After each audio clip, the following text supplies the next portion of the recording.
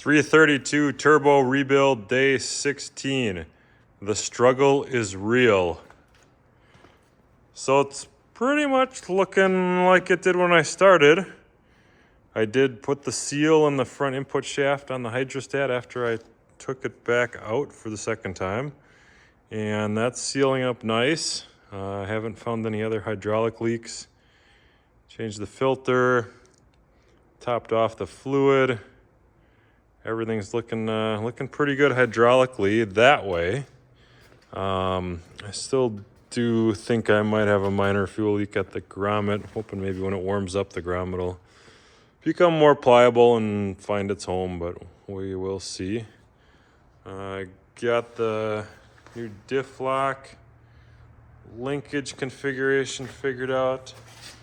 The stick is a little off of vertical. I'm not sure if it's supposed to be vertical or some tilt, but it activates real nice now. Gets a little close to the edge of that hole, so I might adjust the linkage some more. I might have to cut and weld it. 2-speed, I didn't have to touch that. That worked fine. Yeah, put the green back on, seat back on. Wheel weights on today. That was always fun. You know, there's 75 pounds on the back side, and you got to get the holes all lined up. Stick the long carriage bolts through. Get everything straight. You can put them on and tighten them down, so they are quite crooked. And then the weight, you know, wobbles as the tractor drives and looks silly. So took a bit of measuring and some finessing to get those to all fit back flush like I like. That's all boring, you know, exciting, not so exciting stuff. So let's talk about this project here.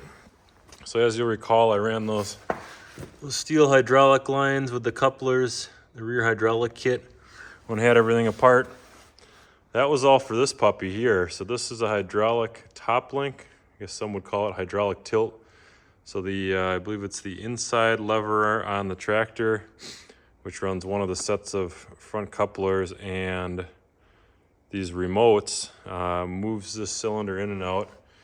And it's actually a manufactured setup hydraulic top link with check valves in it. So what that allows is, if there's little to no oil pressure on either side, it still holds its position. So as you're pulling or pushing, it doesn't drift over time. So that should be pretty cool.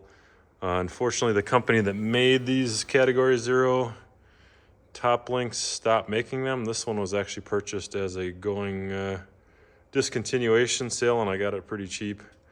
But they no longer offer them. They make Category 1, maybe 2, 3, I'm not sure. But unfortunately, no more of those in the world. But got this one on there. I had to grind down these ears on the 3-point to kind of clear. There's not much clearance between the big barrel there and the swivel, so had that off the tractor, made a nice clean radius on there, and splashed some spray paint on it real quick while I had it apart. The hoses I had made at a Parker hydraulics shop, I think they were 16.5 inches long. Seemed to work pretty good, give plenty of clearance around the 3-point linkage all the way up and down. This block on here is indexable, so you loosen up these nuts here and you can rotate it, so I can always kind of tweak that a little bit more if I need to. But everything came together. Now where the title of this video comes in, I had some couplers laying around. Pretty sure I've seen this style on like 140s and the older tractors, like on the blades and the lift on the 49 blower. So they snap right in, they pop in. They did seem a little loose, but that's not totally abnormal for this kind of stuff. And this cylinder moved about 1 inch or 2 and then stopped functioning. Spent all kinds of time messing around with it. I got this pressure gauge, so I checked pressure on both sides of the couplers. Everything looked good. I actually tried a different cylinder I had laying around that had these similar looking couplers. That thing moved super duper slow, like it was barely moving. I hooked everything up to the front couplers, same deal. So what the heck, right? So there's a couple different styles of these. I don't know what they are, Pioneer or whoever makes them.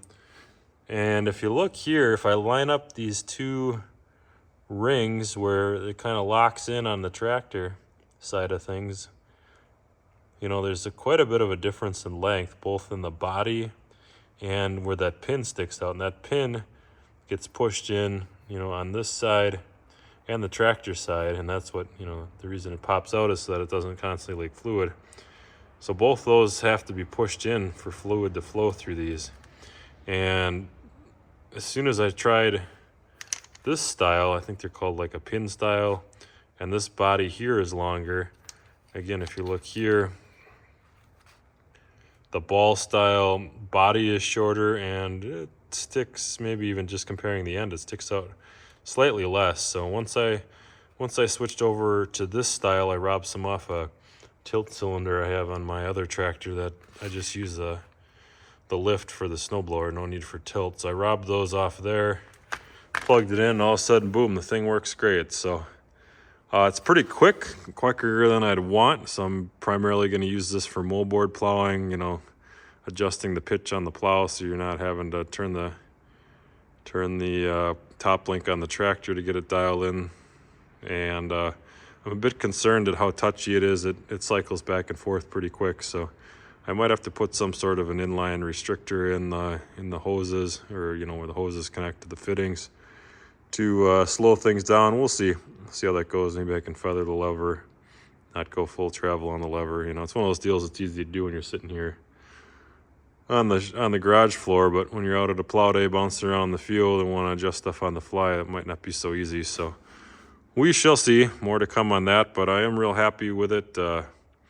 Looks like a factory installation.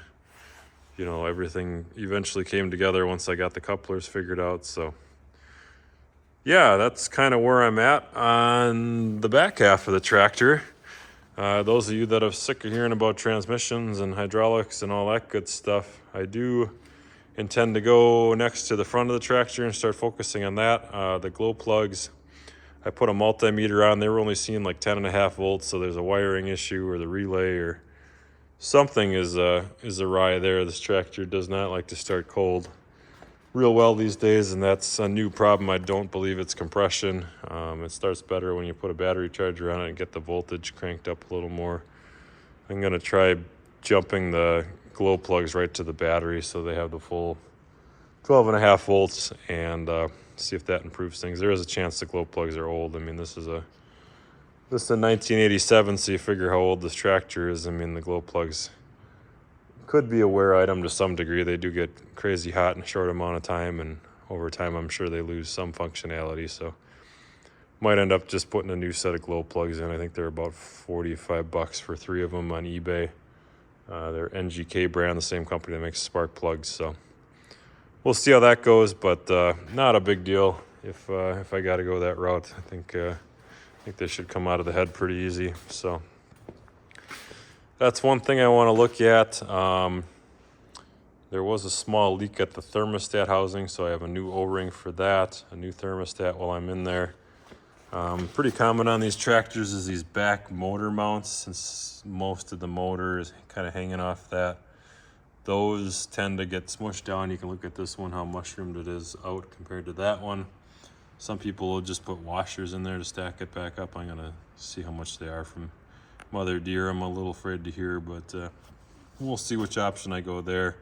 When it sags too much, the radiator fan will rub on the radiator, especially when you kind of go through and flex the tractor if you're going over rough ground. So want to get that kind of resolved so that don't have any more wear. The fan's already rubbed some, so you know, it's one of those deals. It just needs to get resolved. So we'll see. That's something I got to look into too. So I think that's where I'm at today. Hopefully you've learned some things or got some entertainment out of this. Always appreciate comments, like, subscribe, keep the channel growing. I'll keep making these videos, keep teaching you guys stuff, showing you neat stuff at tractor shows and plow days and tractor pulls and all kinds of good stuff, chainsaws, snowmobiles. Take a look. There's 15 previous videos on this exact tractor and the topic of the transmission and other rebuilds. So if you got some time, you can poke back and look at some of those. You might learn a few things. So All right, we'll talk to you guys later.